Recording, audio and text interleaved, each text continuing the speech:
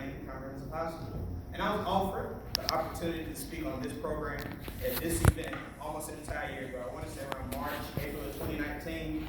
And I immediately said, yeah, I'll do it. Book me down for it. I got you. And I put it into my schedule. And there's a lot of details I didn't know. I didn't know what I would be speaking about. I didn't know how long I would be speaking. I didn't know who I would be speaking to. I didn't even know if I had something else to do today, I'll be honest with you. And I actually had a dentist appointment today, but I did know one thing. And I knew that I'd be adding to the legacy of Dr. King's legacy of affecting others by continuing my service to my community and to my family, because you all are my family and my community. And I want to thank Dr. King and all the other historical and prominent figures that served and pioneered the way for us. And most of all, I want to thank everyone who's had a part in this program today, whether it's the creating of it, the planning, the hosting of it, and creating the place. You all did a wonderful job. Let's give them a hand.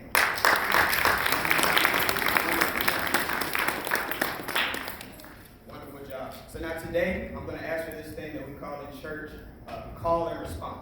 And what that is when I ask a question to you all respond, and maybe a yes or no question or a specific answer. Like, for example, if I say God is good, you all will say? All the time. Perfect. If I say all the time, you all will say? God is good. Perfect. That's exactly all that I need, and also repeating things. So now, we're going to repeat something twice that we've already heard multiple times today. And I'm going to have you all repeat it twice, so when I refer back to it, you know exactly what I'm talking about. So repeat after me. If I cannot do great things, then I can do small things in a great way. One more time. If I cannot do great things, then I can do small things in a great way. And thank you all for repeating that for me. And when I found out this was the topic, this was the quote of this entire program, almost like a week and a half, 2 weeks ago, you couldn't tell from the outside, but inside, my face was turned up. It was like this. Because I was wondering, what do you mean if I cannot do great things? Because I was always told, you can always do anything that you put your mind to as long as you stay determined and resilient. What does Dr. King, this wonderful, prominent leader, mean if I cannot do great things? I was wondering if there was something before this quote, something after this quote. What speech was this quote in? My main question was, what is the purpose of this quote? So I had to sit down. And when I don't know something, I literally sit down and I look over.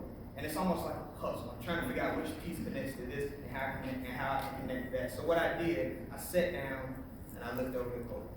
If I cannot do great things, then I can do small things in a great way. And the first thing that popped out to me was there's two words repeated in it.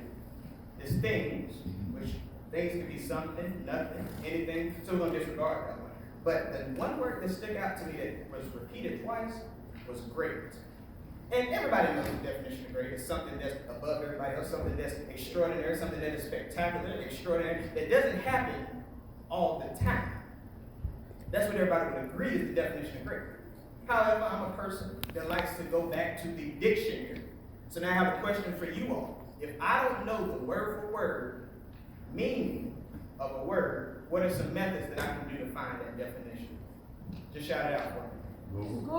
Google, I like Google. Google system, I like that. Dictionary, you're going old school, I like that. Explorer, I like Explorer too. Siri, I like Siri. You know what? I'm going to take all of those. I'm going to take all three of those.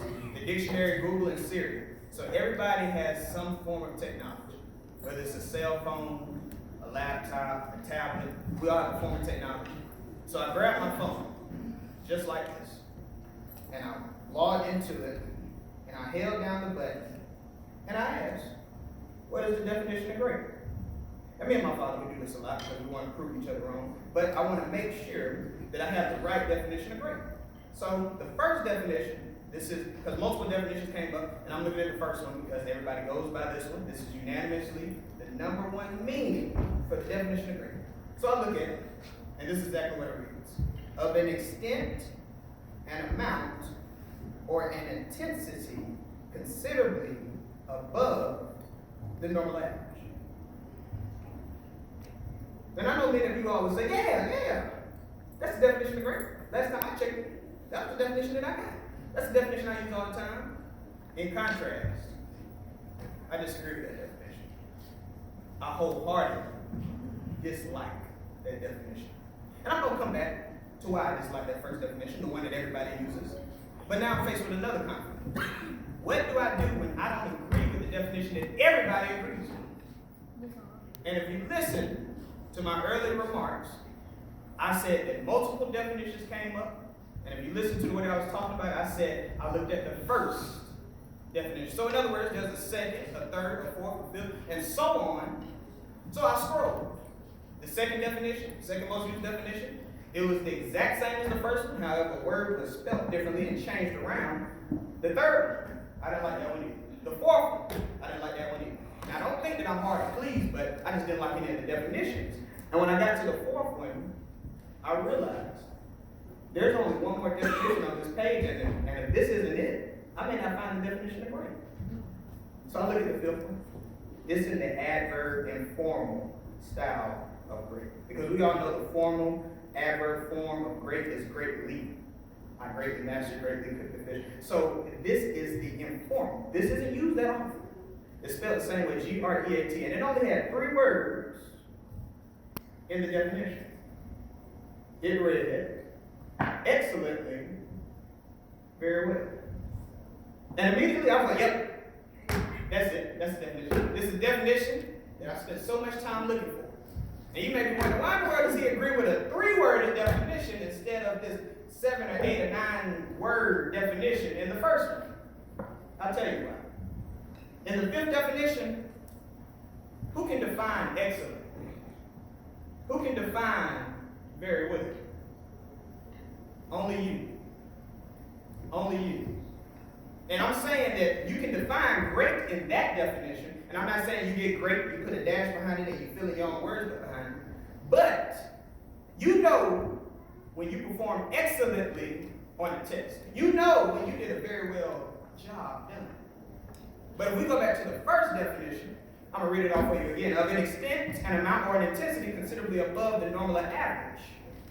In other words, what that definition is telling me, I have to compare myself to Jaquan, Tyree, Mackenzie, Cassandra, Sarah, to say whether I'm greater than them. Let me take it for an example. If I'm in a math class, and I completely get the concept, I know the concept of square roots and everything, but my fellow classmates, none of them get it. We take a test, they get a 60. Their average is a 60.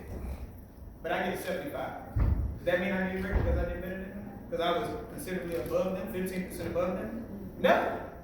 Because I knew I was supposed to make a 90 or 100% on that test. I knew I was supposed to make an A on that test. That doesn't mean that I'm great. My great is defined by me. And I think you all missed a message. Because if I was in the pews, I would have missed the message too. And I'm actually going to need a couple of witnesses for this. If y'all can give me 3 witnesses, I can make 4. Watch this. So I didn't know the definition of great.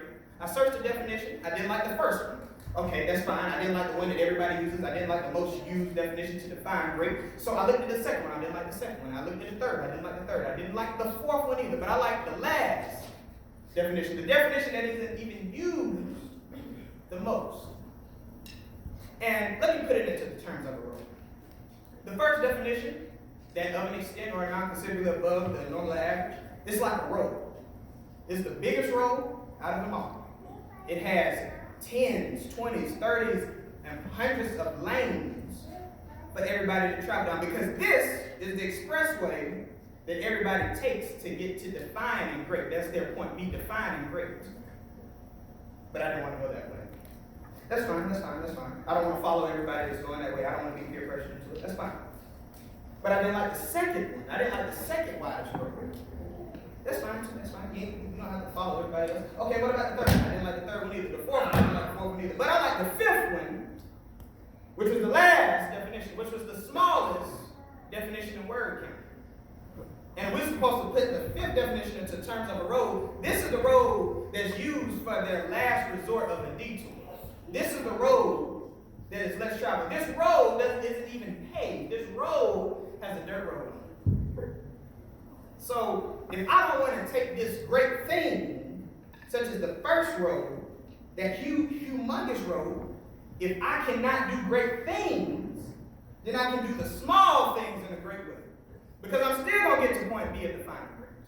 I'm still going to get there in the same amount of time as if I was to take route 1, route 2, route 3, or route 4. I'm just taking the one that I agree with.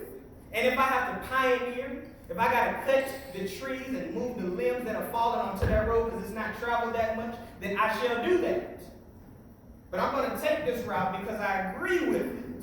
I'm not following everybody. I'm not going down the number 1 road because everybody goes that way, because this is the number 1 way to go, because my friends tell me this is where you should go. I'm not going to go that way. I'm not going to be peer pressured into going that way. And now, let me put it into more common sense. More common.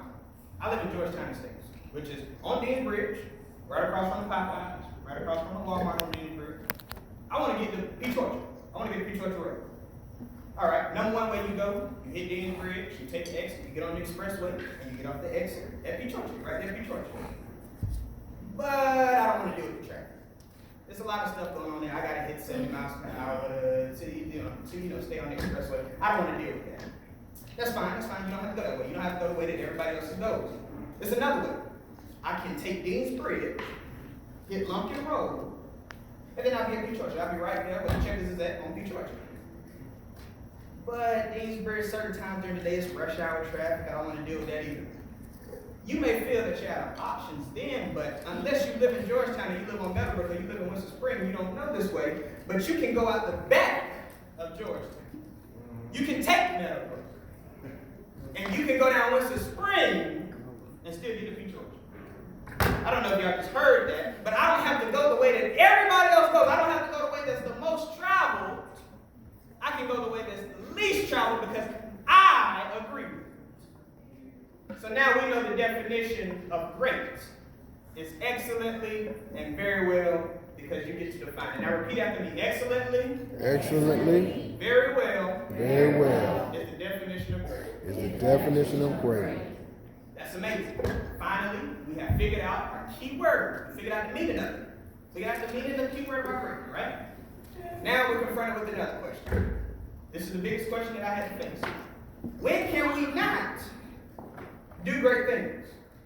That's my biggest thing, because like I told you all, cannot was not in my dictionary. It's never been in my dictionary. I was always told, stay determined, stay resilient. You can achieve anything you want to do. I got some of the highest goals in the world, and I've never heard of I cannot do that. So now what does Reverend Dr. Martin Luther King Jr. mean by when we cannot do great things? And I had to think about it. Because we know from my previous sermon series on the definition of great, that when we have a choice of doing great things or not, we choose not to do that great thing when we don't want to, or when we don't have to. But now we're confronted with when we cannot do great things, when we're restricted, prohibited, when a stop sign, not a yield sign, a stop sign is put into our face. And it says, you cannot go this way, you cannot do this great thing. What do we do then? And I started to think, have I ever been in that position? Have I ever been held back from doing great things? And I thought, I sat down, I did my same sit down. It's about 20 minutes in, because I take a long time to process stuff. So I sat down, and I started thinking about it. Within 2.5 minutes, I realized this has happened throughout my entire life. More recently, the sport of tennis. In the spring of 2019, I decided to play tennis for my school lane, which lane is known for tennis. But this is my first year never playing tennis, never picking up a racket, never hitting a tennis ball. So I go out there, I practice, and I end up getting the #1 singles tennis spot for the boys, which in other words, that's the best player on that high school's tennis team, because I'm going to be going against the #1 player from other schools, like Davidson, A.R. Johnson, Epsom, Josie. So now, I'm getting prepared. I start setting my goals. The #1 goal I go for, because I'm very competitive, I said, I'm going to win the tennis singles championship for my region.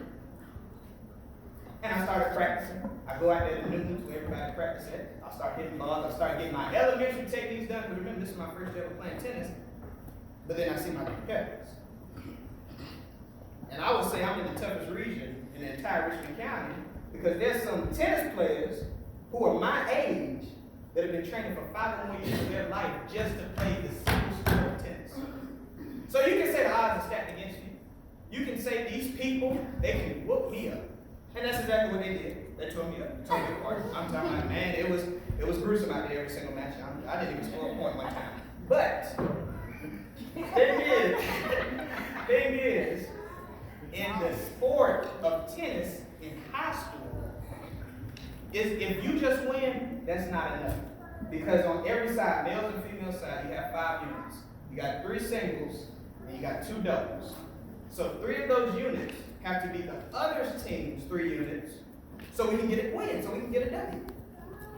And I know God told us not to speak judgment, but this between me and y'all, I wasn't winning. The second person behind me wasn't winning. The rest of the team was not winning. We were getting massacred on those courts. It was a disappointment. It was a shame. But before we knew it, the playoffs were punished. We hadn't won a single game. So we were out of the playoffs, nowhere near 3rd or 4th place in that region. And now I'm confronted with this huge conflict. I can no longer compete for that great thing to win as the tennis singles championship if I'm not in the playoffs. So now I've been prohibited from doing the great things that I want to do. But ever since the off season started, I don't really like calling it the off season because that's when I work, that's when I get better.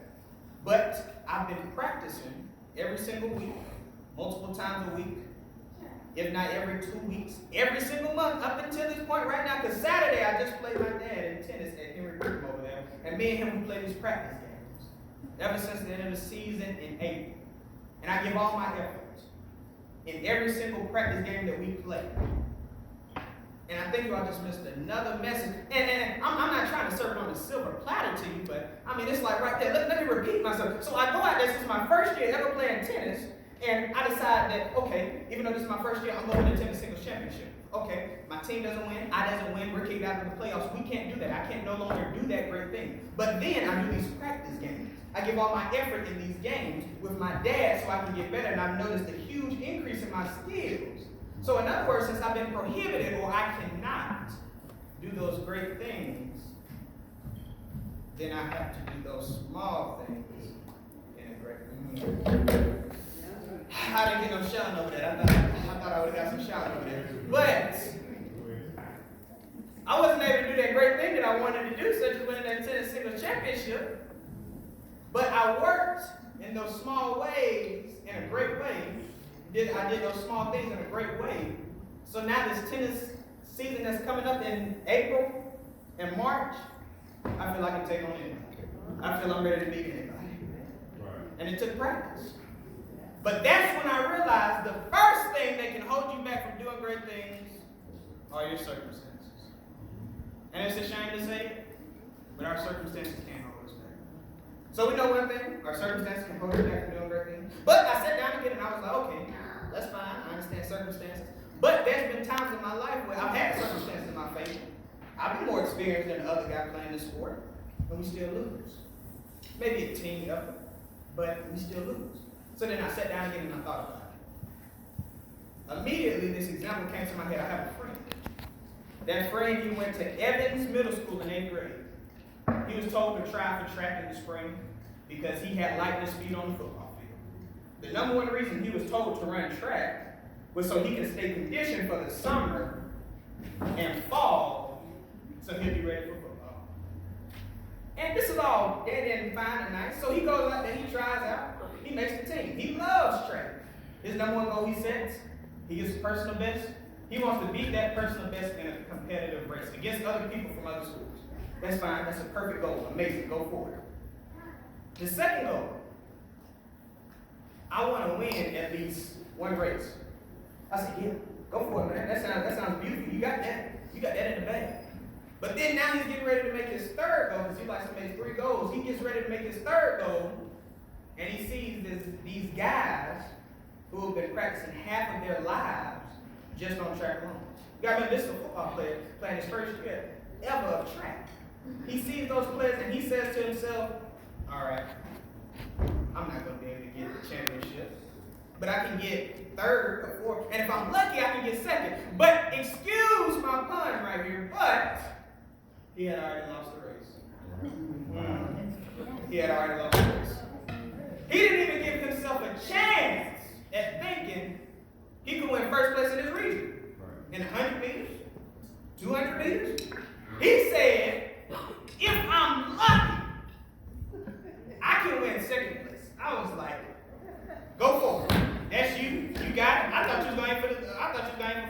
you gotta remember, this guy is lightning speed. This guy is probably double the speed of me by this time. So I'm wondering why in the world he didn't go for it. But there are people in this world that may aim high, that are very competitive, like myself, aim high, and they'll shoot their arrows. And if they miss low, they'll use those arrows, or they'll use those rocks, or they'll use that platform that they missed to step on top of it so they can get a better angle at shooting it. But there's a lot of people who don't aim high. They aim where they expect themselves to hit it. So now, they have a lesser chance of missing low.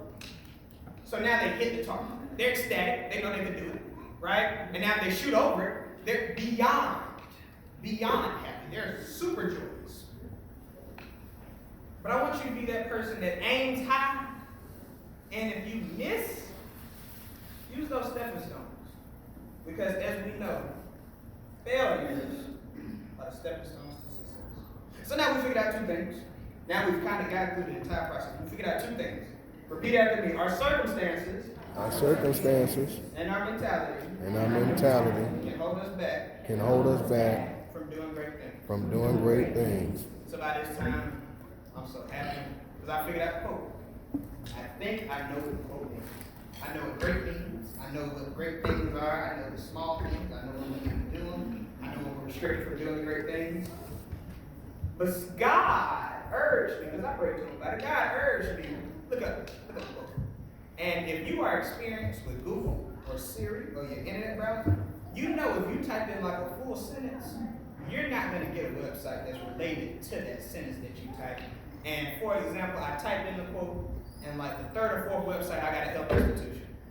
I don't know how I got a health institution. I would have been expecting the civil rights website. Anything else, I would have been expecting Dr. King Museum website. But I got a health institution. I don't know why I clicked on it. So when I clicked on it, they were celebrating Martin Luther King Day about 3 years ago in 2017. And they had the quote in there. It was in the first paragraph. And it had some reasoning on the outside of it. And immediately, my brain had popped open. And I had figured out what he exactly meant by the quote. But first, before I tell you all, I have a toy train over here. And I know, my bad. That was a bad transition, disregard me. But bear with me, I'm going somewhere with this. So I have this toy train, right? I have this toy train. I really like toy trains. I specifically like this toy train, right? I really like it. Because it represents a lot to me. It holds a lot of value to me. Hope you all can see it. It holds a lot of value to me. And this train is so huge. It's tons in real life.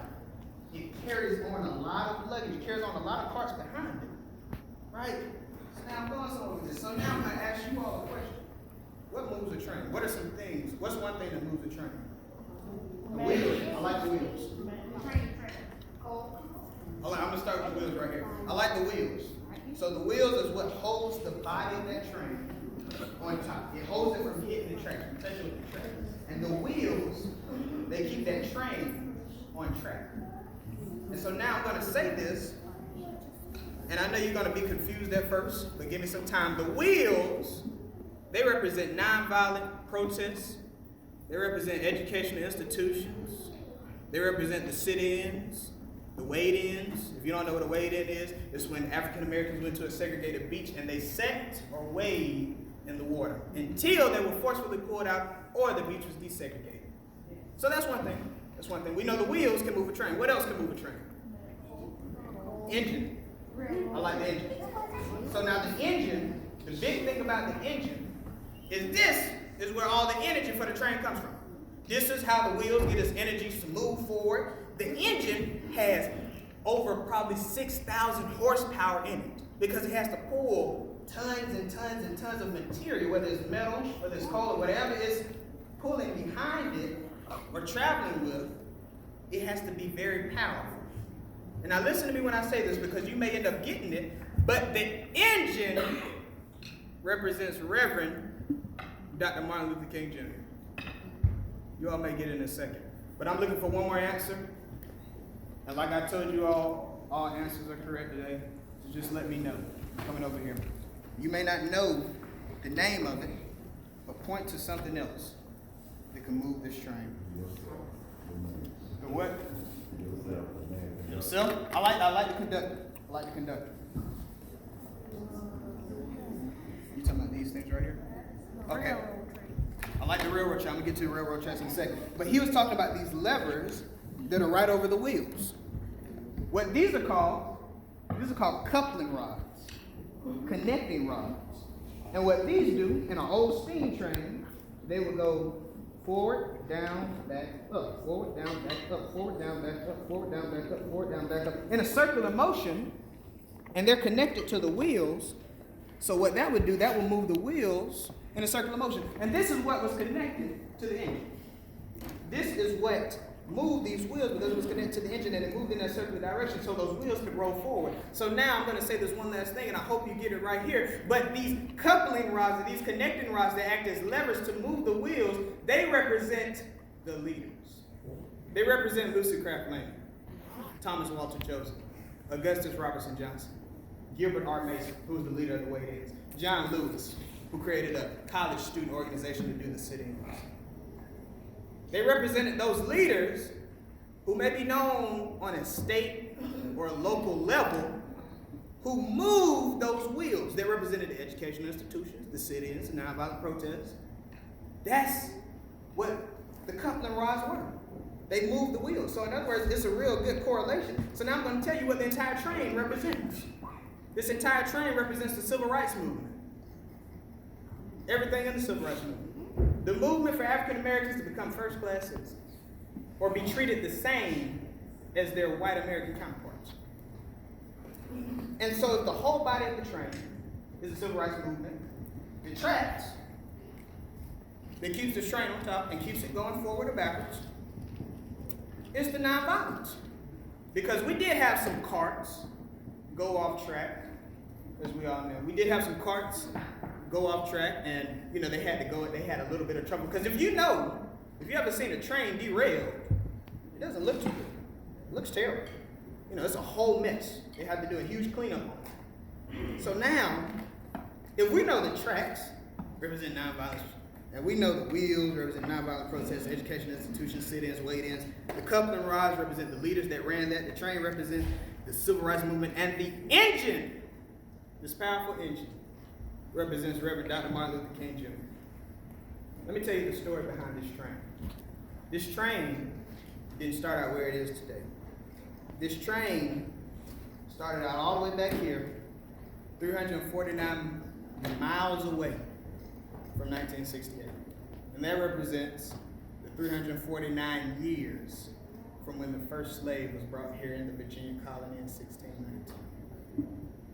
So now at first, Africans who turned into African Americans, their train was not moving that quickly. Because you gotta remember, these people are held captive. These people are put in bondage. These people are treated like chattel. That's what they called it back in those days. But cattle nowadays.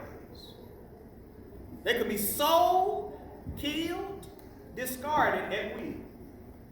So now finally, this train started moving just a little bit, and just a little bit, and just a little bit over time, and just a little bit. And then this train started to pick up speed with slave rebellions, with the North dividing from the South, with this issue of slavery being brought to the forefront. And when this train started moving and picking up some speed, because at the time it didn't have the wheels that I described, they had to change out some parts as they went along their journey. But this train noticed this huge wall that was in front of it. It had these huge 7 bold letters on the front of it. And that was slavery. Slavery was so tough.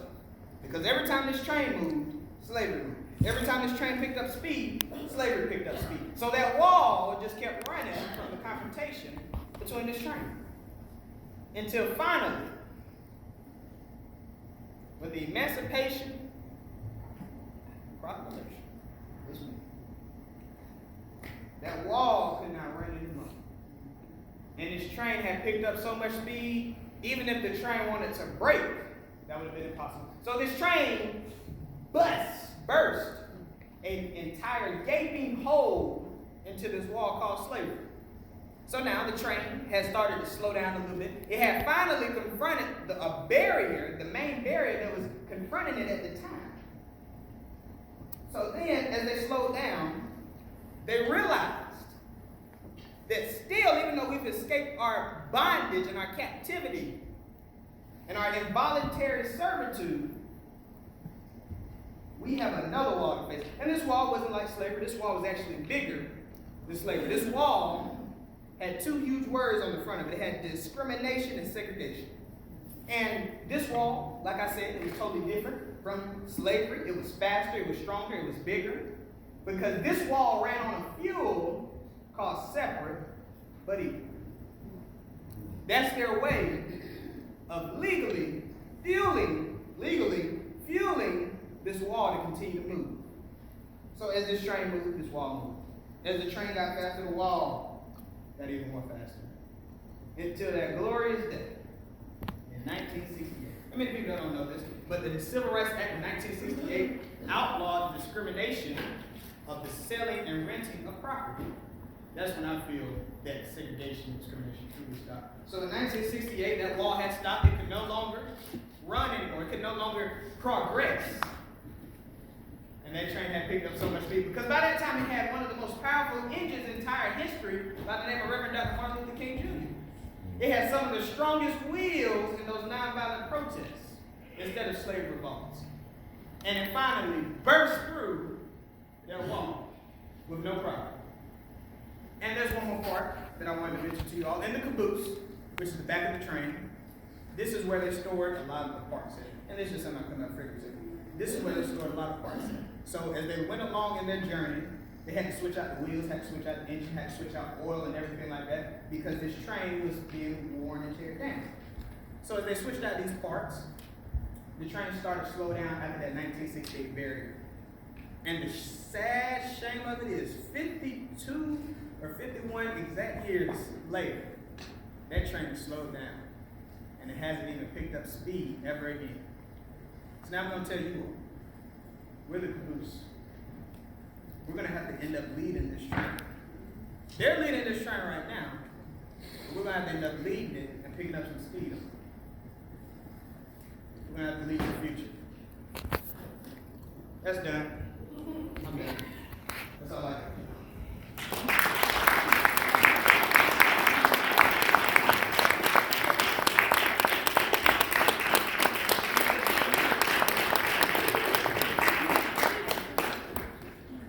Let y'all go without saying a prayer, so we can use this message, utilize it for the rest of our lives. May all our eyes be closed and all our heads be bowed. Dear Heavenly Father, we're coming to you once again, Father. We're coming to you to once thank you for continuing to renew our strength and continuing to guide us since our faith is in your hands, Father.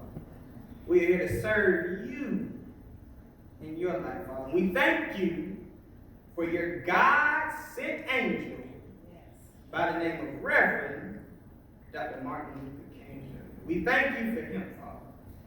And we thank you for allowing us to celebrate his legacy on this hallowed day. And Father, we ask you to allow this message that we heard today to not just depart our mind, but to become integrated with everything that we know so we can apply it to all measures of our life. Because we don't need to follow everybody else when we don't agree that way. We can continue to do great things as long as we put our mind to it. And Father, we have to lead this train, or be ready to lead this train, and we ask you to lead us and prepare us, Father, because we're doing this in your light. And we thank you for everything that you've done, and we ask you to allow this message to stay with us, Father, and allow us to continue to celebrate Martin Luther King days for the rest of our lives, and continue to do service in our communities, in our state, in our world. That's all we can ask of you, Father. And our faith is deeply embedded into your hands. In Jesus' name, Amen. Amen.